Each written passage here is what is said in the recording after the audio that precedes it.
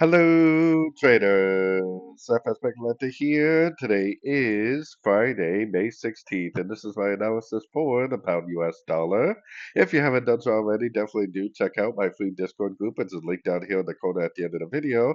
And make sure to take a look at my website, fxpipcollector.com. Watch the video on my home screen to learn more. So anyways, the pound dollar looks like it ended a WXY pullback right at the 38% this week. We definitely do have a breaker structure. I think there's a pretty good chance that we're back into the higher time frame, the daily, weekly, monthly time frame uptrend.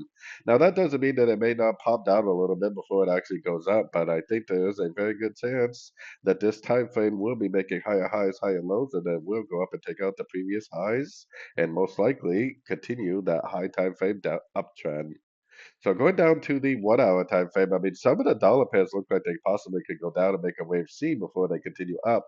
But I'm not really thinking that's what's going to happen. I think we have a complete pullback. There's probably just like a wave A, wave B, and then this little mess around right here is probably like a truncated wave C. And we're probably just going to go up from here, making higher highs, higher lows. Even if it does pop down, I wouldn't be too worried about, FOMO missing out on anything because even if it does go down a little, it's probably just going to go down, take out the lows, and continue up. If it does go down, I would be excited not to go short, but I would be excited to try to get long at the end of the three-way pullback for the continuation of the higher time frame uptrend. So anyways, don't forget to like and subscribe, and as always, thank you for watching and happy trading.